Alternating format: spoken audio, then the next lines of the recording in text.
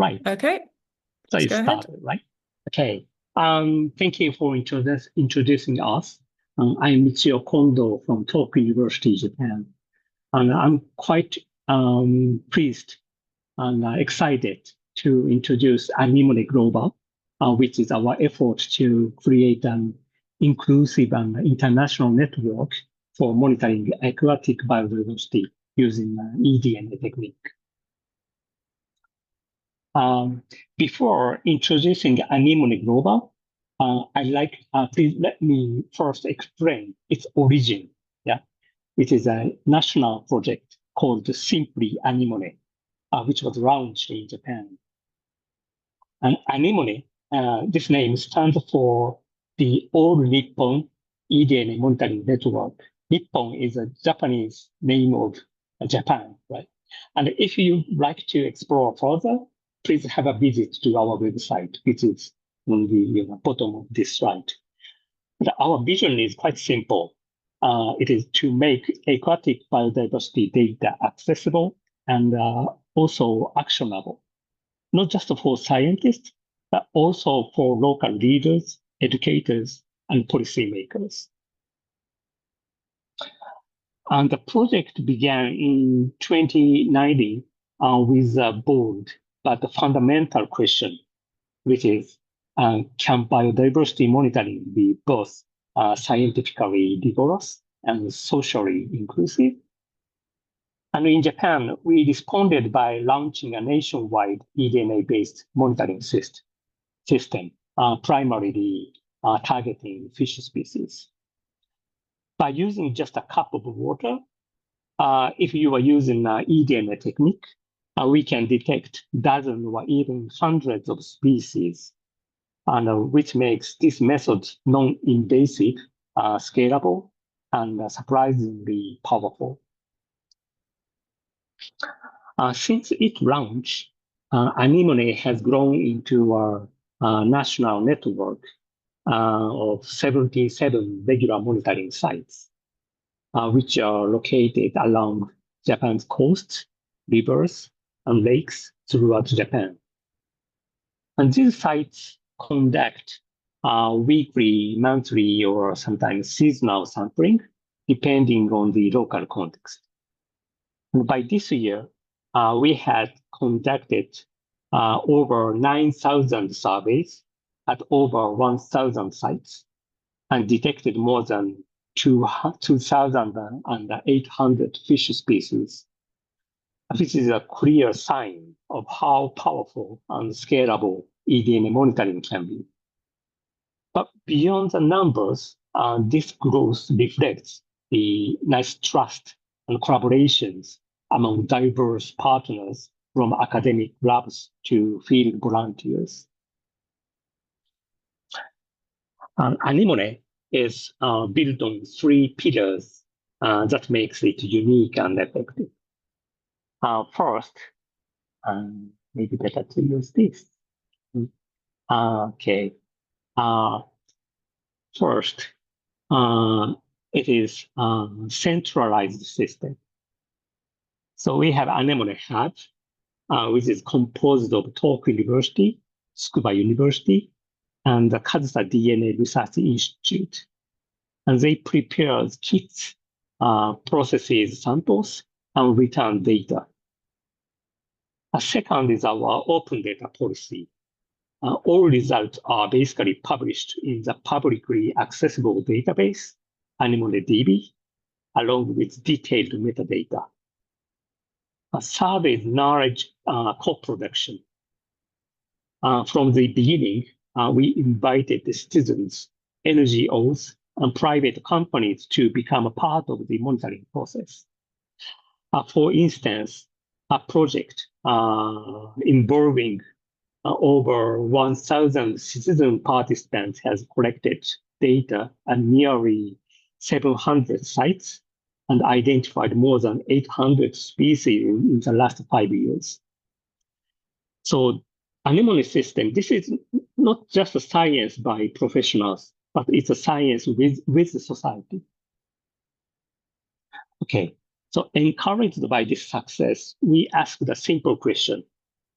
what if we took the anemone model to the global scale?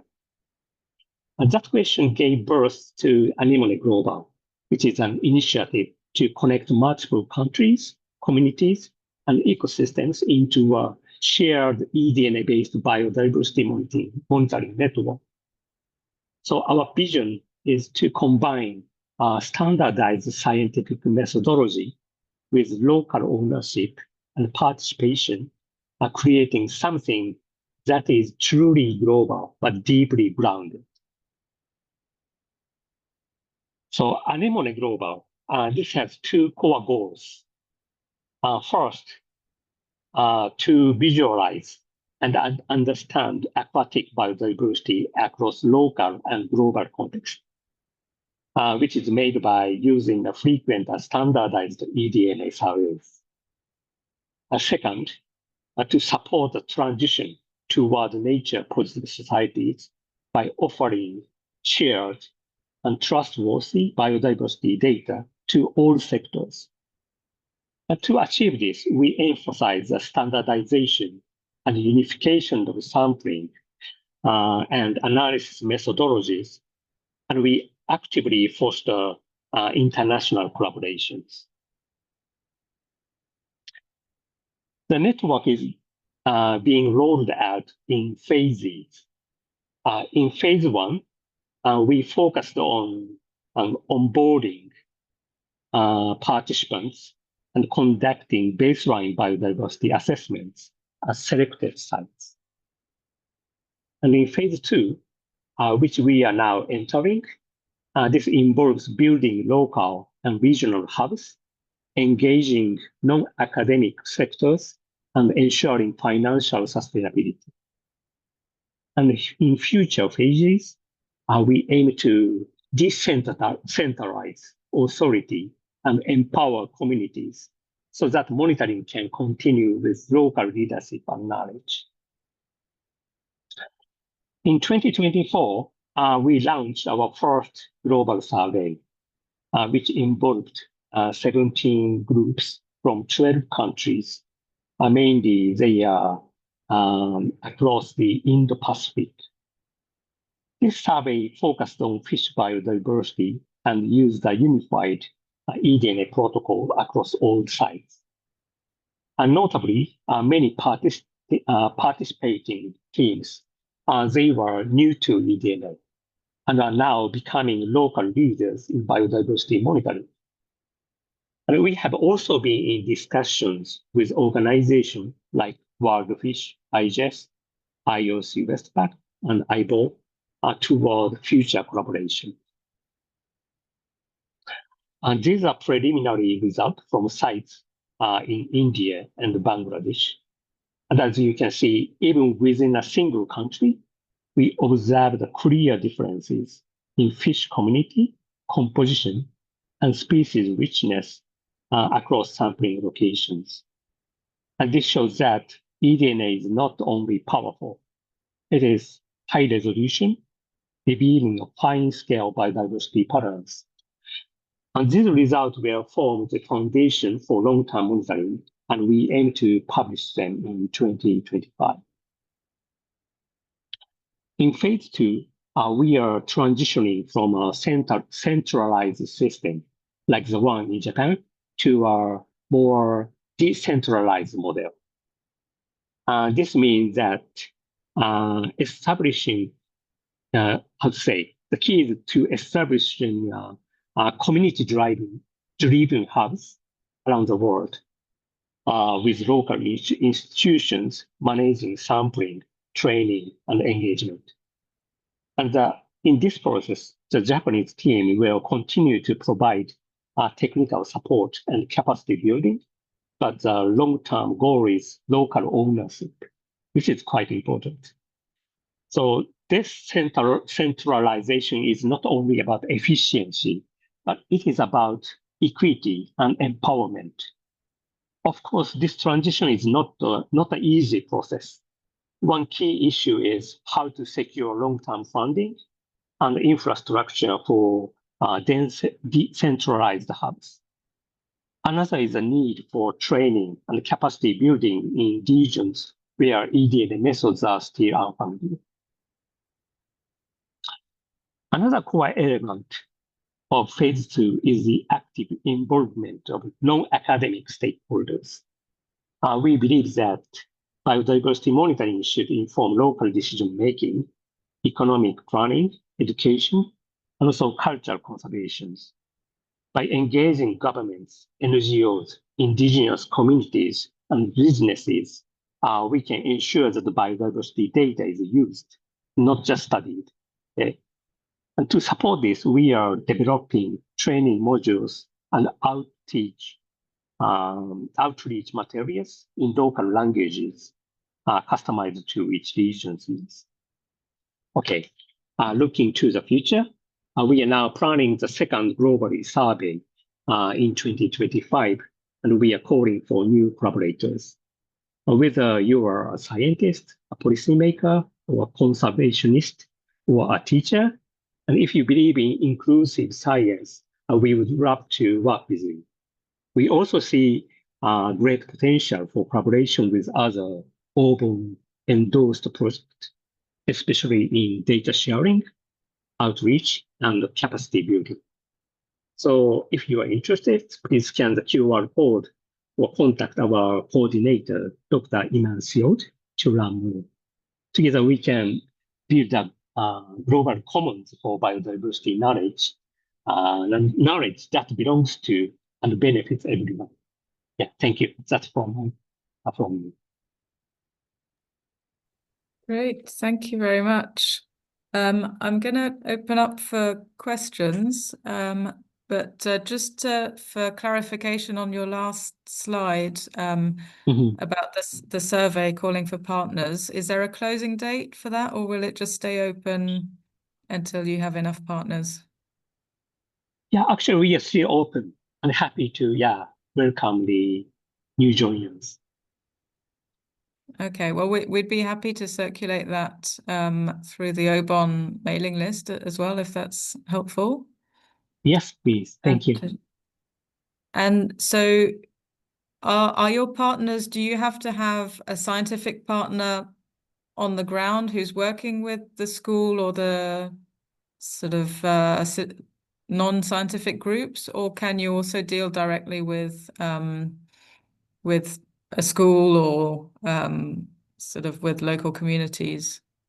Yeah. Actually, how to say, the local sampling sites, they have their own links to the local communities, and some of the local hubs, local sampling sites, they have a collaboration with the local teachers and students, and even sometimes they conduct the eDNA survey together with the elementary school students.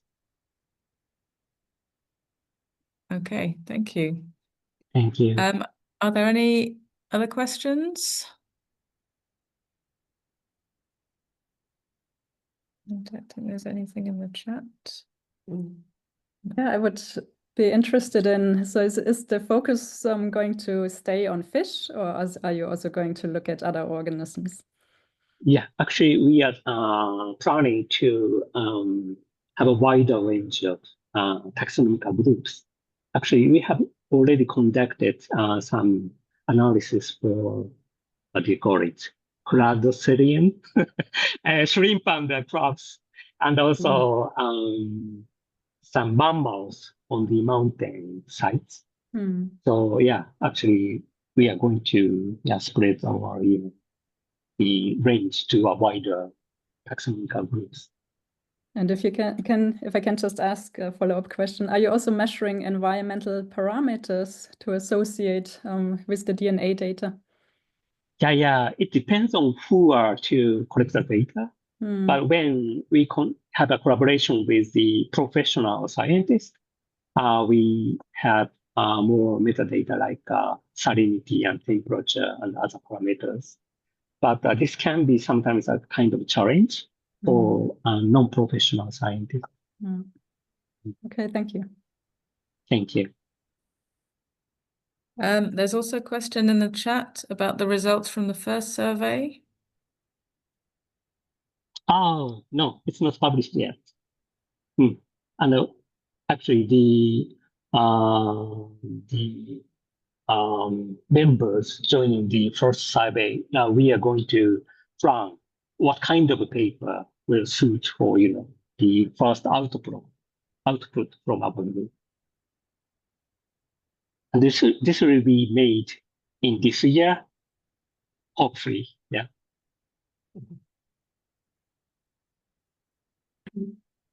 Okay, and so do you know if the data have been used by any of your partners? So they have access to the data is it sort of quite a visual sort of format?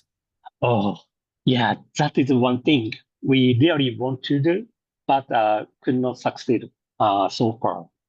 At the moment, Anemone DB, it is, how to say, quite dry and maybe nice for scientists who like to process the data, but not for non-professionals.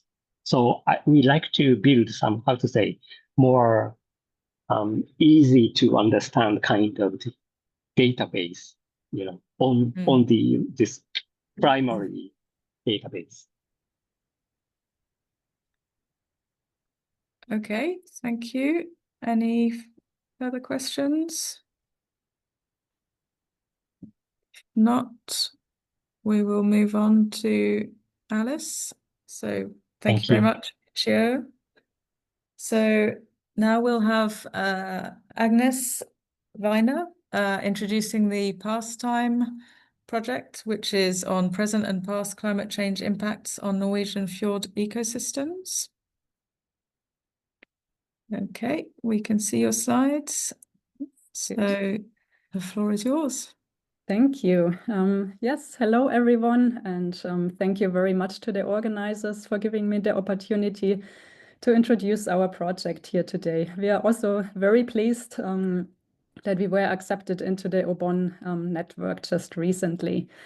I'm Agnes Weiner. I'm a senior researcher at the Norwegian Research Center North in Bergen, Norway. And I'm the project lead of the project PASTIME, which stands for Present and Past Climate Change Impacts on Norwegian Fjord Ecosystems. Just as a background and motivation for our project, fjords globally and also in Norway are currently undergoing significant changes. This is not only due to climate change, but also due to more direct anthropogenic stressors, such as from aquaculture industry, for example. We've known already for a few decades now that changes are ongoing. For example, in the Arctic, where there's of course a loss of sea ice that we are observing, also melting of the glaciers. We are observing increasing temperatures, an increased runoff of fresh water from land due to increased precipitation. And one issue that we are facing, especially in the Western Norwegian fjords, is a decrease in oxygen levels, especially in the deep inner fjord basins. So these changes are going on, we know already for a few decades now, but what we do not understand yet is how these changes are impacting biodiversity. And this is where PASTIME comes in. We are interested in establishing a tight connection between the environmental changes and the response of the biodiversity to change. And in order to do this, we are looking back in time. So we are using a paleo approach to go back and look at past changes in the ecosystem. PASTIME is a project that has been funded by the Norwegian Research Council. It started in 2024 and will run until the end of 2027. We received in total 10 million Norwegian crowns for this project. And as I said, I'm the project lead, but I'm supported by a very interdisciplinary team of 14 participants from 6 different institutes, mostly in Norway, but also in Poland. Our project, compared to ANEMONE that we just heard, is more localized, and it's a rather small-scale researcher project as of now. The main questions that we are aiming to address is how marine biodiversity is affected by the environmental changes in the fjords. So we are interested in how sensitive or how resilient communities are to change. We want to go back in time, approximately 3 to 4 centuries, to understand what the pristine state of the fjord ecosystem looked like before the onset of anthropogenic impact. And then once we are tracing these changes in the past, we want to see if the changes that are currently going on, if they are still within a range of natural variability or if they are much more extensive than anything we have observed before. In order to do this, we are deploying a very interdisciplinary approach. So we are going out and collect sediment cores in the fjords, and then we deploy a combined paleoecology and paleogenomics approach. The paleoecology part is taken care of by my geologists and paleoceanographer colleagues, and they are dating the sediment to see how far back in time we are going. And they are using a range of different paleoproxies to reconstruct past environmental conditions. Myself and some other molecular biologists who are part of the project, we are then using paleogenomics, so sedimentary ancient DNA, to reconstruct past biodiversity. And combining these two, we are then aiming to get an insight into how biodiversity responded to environmental changes in the past. And our hope is that through looking at the past, that we can get a better understanding of what is currently going on in the fjords and to get some knowledge to be able to sustain healthy fjords in the future. Very briefly on sedimentary ancient DNA, it is of course also environmental DNA, so the DNA that is shed by the organisms that are living in the fjord. And the DNA sinks to the seafloor over time, where it then gets preserved in the sediment. So if we now go out and collect sediment cores, we can extract this DNA and use it to get an insight into what the communities looked like in the past. This has the advantage that we can directly assess the impact of past environmental changes on marine communities. And we can cover a very long time scale, so we can go back much further in time than observational data sets usually do. Another advantage of the eDNA method is also that we can look at a very broad taxonomic coverage. So far, going back in time was limited to organisms that have a fossil record, such as foraminifera, for example. But now with the ancient DNA, we can really look at the entire community composition. The approaches that are currently used for sedimentary ancient DNA are metabarcoding, but also metagenomics, or quantitative methods such as ddPCR if we want to follow individual species over time. Here in Bergen in Norway at North, we have one of only very few ancient DNA laboratories in the world. It was established just about 5 years ago. And this is a very clean and sterile lab. We try to keep it as clean as possible to avoid contamination with modern DNA. So we are dressed up in full protective gear when we do our work, and we only work on ancient DNA samples here, so we are not introducing any other samples into this lab. So we collect the sediment cores during cruises and expeditions. We then bring the sediment cores into the lab after we clean them. Then we open the cores and take subsamples from inside the core that have not been in contact with anything outside. And then we conduct the DNA extraction in the eDNA lab. And if we do metabarcoding, we also do the PCR setup in this lab. But everything that happens from PCR and afterwards is being done in a normal molecular lab to avoid contamination with PCR products. PASTIME is focusing on two different areas. This is Arctic fjords up in Svalbard, especially Kungsfjorden, and two different fjord systems in western Norway, just north of Bergen here.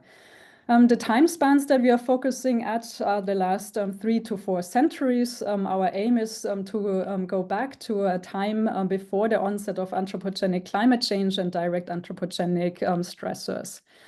We are reconstructing oxygen levels, water temperature, freshwater inflow, organic matter inflow, and also sea ice cover up in the Arctic.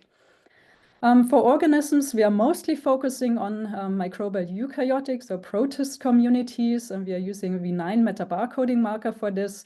But we do have the potential, of course, to look at a range of organisms, whichever ones we find interesting for the sampling site. The project is, of course, currently going on. We started in the middle of 2024. And the first thing to do for such a combined paleoecology and paleogenomics work is to collect the sediment cores. Of course, this we have done now. So we have, I think, 10 different cores from these fjord systems. And my geologist colleagues have already conducted the scanning and the sedimentological analysis of these cores. And this is really the first challenge. And I do not want to go into detail here. Just to highlight that this is a bit the step that's limiting the method for high throughput work. So there's a lot that has to go in at the beginning before we actually are doing our metagenomic analysis. So the first challenge is to find good sediment cores that have nice layering, so nice lamination of the sediment.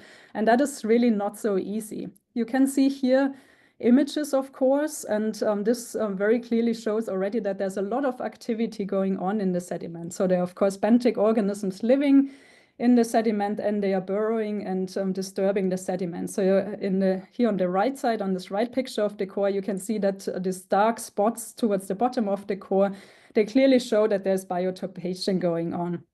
On the right image, on the left image, you can also see bioturbation. These are burrows of sea urchins in this core. So the first thing that we have to do is to find good cores that are actually useful for our work.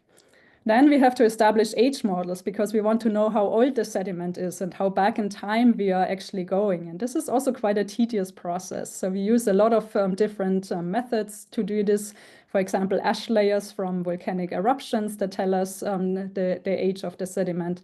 But this is all very time intensive.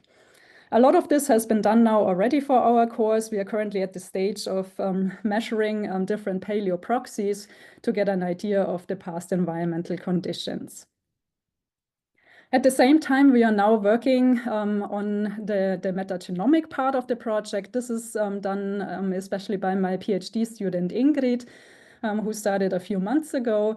And the first thing that she did is that she used 6 different cores from the different fjord systems, and she did a test with 3 samples from the top, middle, and bottom of each of these cores to first of all see if the methods are adequate for these samples and if we can get any DNA out of these sediment cores at all.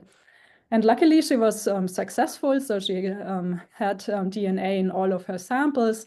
And just very briefly, what we can see here on the lower right taxonomy bar plot shows the samples from the Arctic Kungsfjorden, whereas all the other bar plots are from the Western Norwegian fjords. And we can clearly see that the Arctic fjord looks quite different than the Western Norwegian fjords. And we also see that we have changes over time if you look at individual cores in the 3 different samples from the top, middle, and bottom. She also just recently received her first data set back from the sequencing center, where she looked at 1 core from Western Norwegian fjord in more detail. This core is approximately 0.5 meter long and goes back about 400 years. And so on the right-hand side of this taxonomy plot, we have the older samples, so that they are 400 years old. And then towards the left, we have the younger samples that are from, the youngest, of course, is from the sampling day. And what we can see is that we can see changes in community composition over time. Around the middle of the plot, this is the early 1900s, we see quite a significant change in community composition. This is still very preliminary data, but we are at the moment thinking that this coincides with the darkening of the fjord. So in the early 1900s, the land use around the fjord has changed significantly. There was a lot of deforestation going on, which then led to more organic matter coming into the fjord, which then again led to the water becoming much darker than it used to be. And we assume that these changes had a significant effect on the biodiversity, which is reflected here in this change in community composition. But as I said, these are still preliminary data. We were also struggling a little bit with getting good quality data back from the sequencing center in this case. And this also brings me to the connection with OBON. Sedimentary ancient DNA is still a very new method. We are very much still in a process of optimizing and adapting the protocols. We are again and again running into issues. And so it would be very nice to get together as a community and learn from each other and really work on optimizing different protocols, not only on ancient DNA, but in sedimentary DNA in general. Of course, for all eDNA projects and also for ours, the improvement of reference databases is very important. So I see that we can do a lot there as a community. And a few other issues that I've been thinking about that we could eventually address as a community is to study the persistence of DNA in the ocean. So how long does the DNA actually survive as environmental DNA? How far is it transported? How long does it take to settle to the seafloor? And how does it then get preserved in the sediment? The topics that PASTIME can contribute to a potential collaborations is, of course, the long-term monitoring of ecosystems that goes far beyond observational data. And here I'm also thinking that they could be very interesting to work together with people who are focusing on, for example, marine protected areas.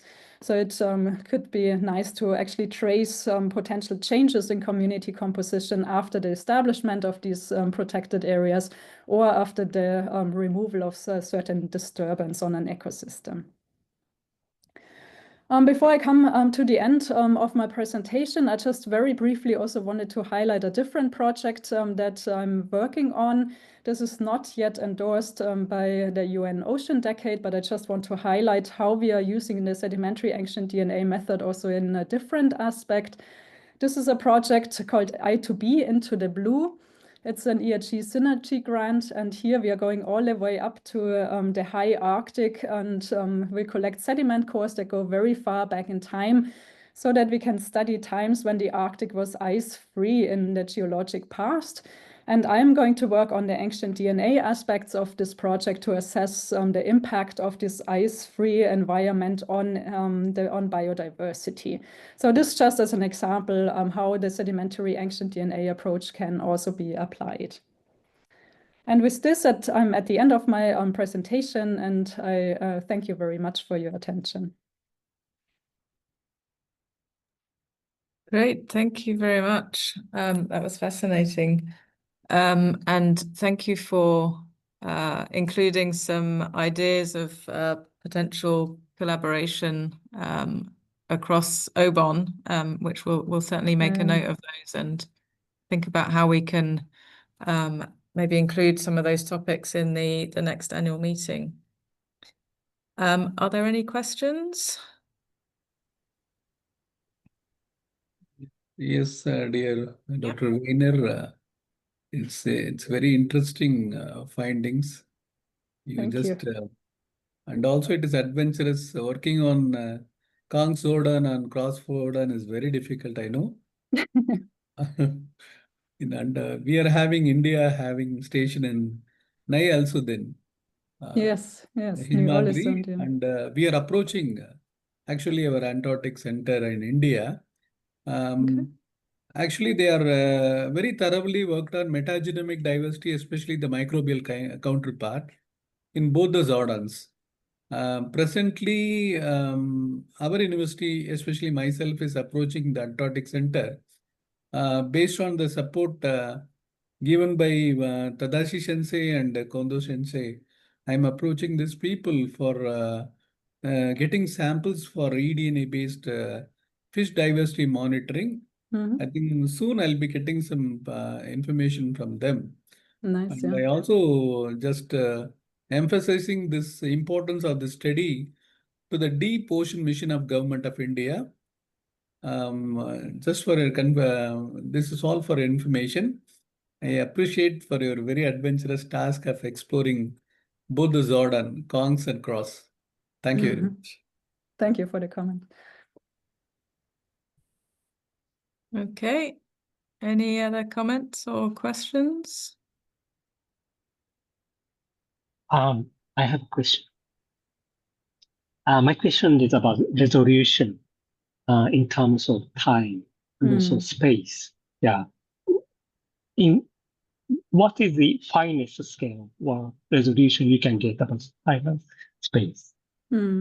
So resolution of time depends a lot on where you sample. So for example, up in Kungsfjorden, there's a very high sedimentation rate. So there's a lot of sediment coming in because there's a glacier and it is also melting. So it's bringing in a lot of sediment. So there's a very high accumulation rate of sediment. And there we sample usually every centimeter of the sediment layer, and in Kungsfjorden we get a resolution of approximately like 4 to 5 years per centimeter. There are some regions in the world where you have a very high sedimentation rate, so where you can get like annual layers. For every year you have a layer, but that is very rare. And once you get out in the open ocean, the sedimentation rate is much lower. So there you have maybe in 1 centimeter, a few hundred, if not 1,000 years. So it's very different. Right. And for It's the quite depends on the for the spatial scale, that's of course what I was trying to get at a little bit, that it's a lot of work to like find good sediment cores and establish good age models. So it's not really a method for high throughput. So yeah, that limits a little bit the spatial resolution. Thank you very much. Yeah, very interesting talk. I'm very excited. Thank you. Thank you. So are you aware of any similar studies that are happening in other parts of the world, similar to yours? Yes, there is some work going on also around Greenland. For example, there's a Danish group that works a lot around Greenland. There's a colleague in Tasmania actually who works more in Antarctica. So there are a few. The community of sedimentary ancient DNA in the ocean is still quite small, but it's steadily growing now. So yeah. Okay. We are having a team on Southern Ocean Group. Okay. It is the ocean surrounding Antarctica. I have participated in that, and I initiated studies on the metagenomics from Antarctic waters. And parallelly, this eDNA-based diversity work is also planning to propose in the Southern Ocean waters. This is also for your kind information. India is doing very nicely on metagenomic part, especially on the microbial part. But the higher organism part, presently they are concentrating. Okay. We actually don't have any projects from India in OBON at the moment. So there's a call for proposals currently open with the decade.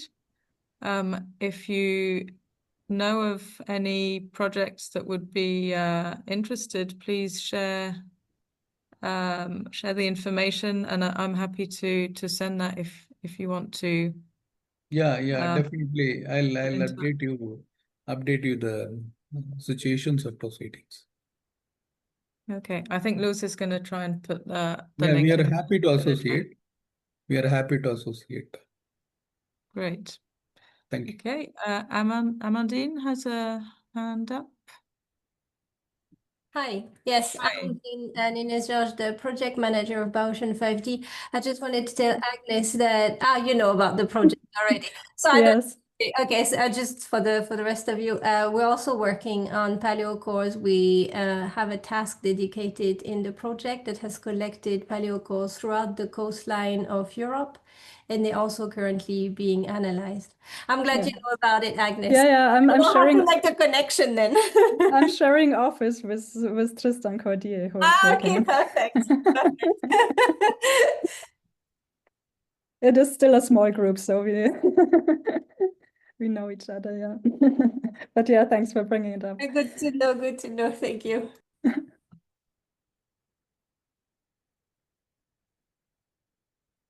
Okay, so Lewis has just put the link in the chat for the current call for decade action proposals. If anyone's interested, and please feel free to share it with your networks. So we don't have our third speaker, unfortunately. So we may have to reschedule that one if we can. So if there are no further questions, I think we will just finish a bit early and give everyone a bit of their time back that they didn't think they were going to have. If they want to check out our information, and the presentations will be available in our YouTube channel. And there you can also find previous webinars with information from all the projects endorsed by OBON so far. Yes, thank you for mentioning that. Okay, so thank you once again to our speakers. Really great presentations, and once again, very happy to have you in OBON. And thank you to everyone for joining. Thank you. Bye. Okay, thanks. Bye. Thank you. Bye. Thank you. Thank you. Thank you.